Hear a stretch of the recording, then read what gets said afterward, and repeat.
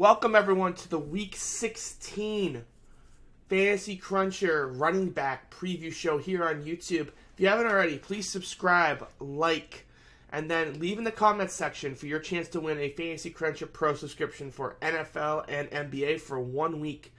The running back below 7,000 that you think will score the most fantasy points this week. And leave that your FantasyCruncher username in with the comment and you'll be eligible to win. We'll draw it next week in our quarterbacks video. So let's do it. This is a pretty strong running back slate for only 11 games. You would think it's a bit weaker, but it's really strong. At the top, you've got Christian McCaffrey, Chris Carson, and Saquon. All three are fantastic options. McCaffrey and Saquon have the all-purpose lead man in the offense role. And they have all the receiving work, all the running work. Chris Carson has the massive 30-team total.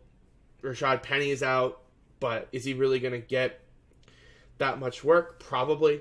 It's just hard. He's not going to get as many receptions as Barkley or McCaffrey, but all three are fantastic options. Elliott and Henry are fine. I'm not in love with either one this week. I'm more likely to go down to the Leonard Fournette, Mark Ingram, and Nick Chubb tier. As we saw last week, Nick Chubb can actually get some receptions these days, which was nice to see. But I also just think that they're going to run the ball against Baltimore. It's the only chance they have to win. So if you're looking for a deep tournament flyer, I don't mind Nick Chubb. Ingram against Cleveland's a fantastic matchup. Cleveland last in the league against rushing, and you can see why. They just give up yards to everyone. Kenyon Drake just ran all over him last week for 4 touchdowns. Mark Ingram probably won't get 4, but he could certainly do a ton of damage as well. Josh Jacobs is out, so that means we're back to DeAndre Washington chalk. He's only $4,000. He's a great option. Joe Mixon against Miami. Joe Mixon had a brutal start to the season, was left for dead, and since then he's been fantastic with 17 or more fantasy points in 6 of the last 7. He gets the Dolphins run defense here. He's going to be a very popular option this week, and one of my personal favorite plays as well. With all the news of Philadelphia wide receiver core being decimated, Miles Sanders was actually a guy who got a lot of work. Got 6 receptions in the passing game, 19 attempts for 25 total touches. We'll have to see if Jordan Howard can make it back this week. Doesn't look like he's close, but you never know. I also really do like Brandon Scott. If Jordan Howard misses, he's super cheap and can get a few receptions as well. Kenyon Drake, good matchup. Obviously, price is up on the 4 touchdown game, but the matchup's still good. Marlon Mack had a dreadful matchup last week against the Saints. Gets a much better one against Carolina this week. I do say, though, I do think Carolina's going to show up motivated this week, play for their interim coach and their new quarterback. So I'm not super wild about it, but it is a good spot for Mack if you think he's healthy. Other than that, the value options are pretty slim this week. No one really got hurt. We had that one value play in DeAndre Washington and Brandon Scott, but the rest are kind of the same. Detroit's still running like a 3-person committee. No matter who the 3 people in the committee are, you really can't go there either. So, it's really not a whole... There's options, but there's not a ton. I'm looking at McCaffrey, Carson, Barkley, Fournette, Chubb, Ingram, Mixon, Sanders, Drake, Mack, and... where is he? 4,000, DeAndre Washington and Brandon Scott. So, that's only 12 guys in my player pool. And so that's a pretty small player pool for me. If I have to narrow it down a little bit more, that's where it's going to start getting tricky. Because, as you can see, there's a lot of green on this screen. And the 2 pieces of red are the 2 teams. Nick Chubb, who blasted this team earlier in the season. And Christian McCaffrey, who really defense first position doesn't matter for him because he's basically matchup proof. The guy's just ridiculous. Again, another 150-plus yard scrimmage game. He's just insane. He's basically a wide receiver that also gets running back volume. It's just incredible.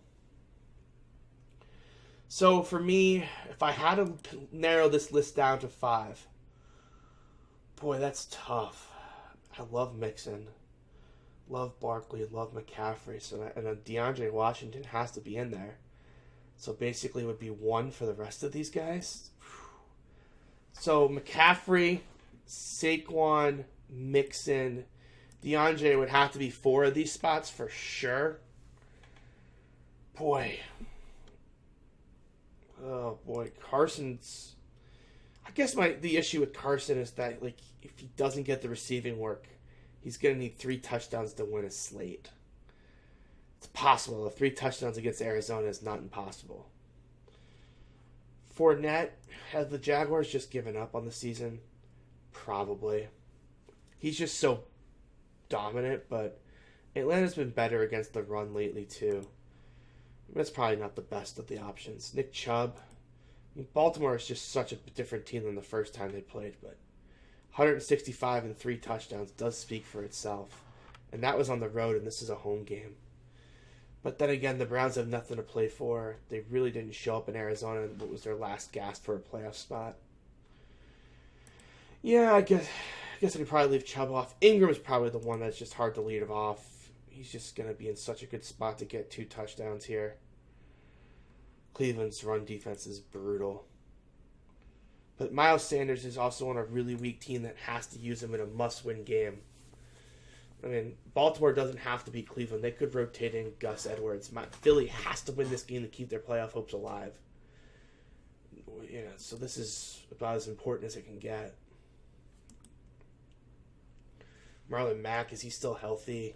Probably not. But he's a really dynamic player. Kenyon Drake, good matchup. But if he doesn't get touchdowns, is he really going to get bonuses again? Probably not. So for me, it's probably between Miles Sanders and Mark Ingram for the 5th spot. I'm going to go with Miles Sanders. This is just a must-win game for Philadelphia. They just have to win this game. It's a home game. They're underdogs. I think they're going to give their best guys the ball. I don't think you're going to see them rotate as much as they did last week against Washington. Like, they were trying to find some things, which I totally understand, knowing this game's on the horizon. But this is one of those games you just have to win, no matter what. And if that means 40 carries for Sanders, so be it. So I'd rather take the guy on the team who has to have the game than the guy who doesn't have to have it in the Ravens. But these other guys are all fantastic plays. It's just if I was only picking 5, these would be the 5 that I would put in my pool. So, all right, again, if you haven't already left a comment, pick the running back you think below 7,000 that scores the most fantasy points this week, and leave your FantasyCruncher username. You'll be eligible to win a free week of FantasyCruncher Pro for NFL and NBA. And with that, guys, if you haven't already checked out our quarterback video, our Saturday slate preview, and then, of course, later in the week, we'll have the wide receiver and the defense special teams videos. Until then, guys, keep on crunching.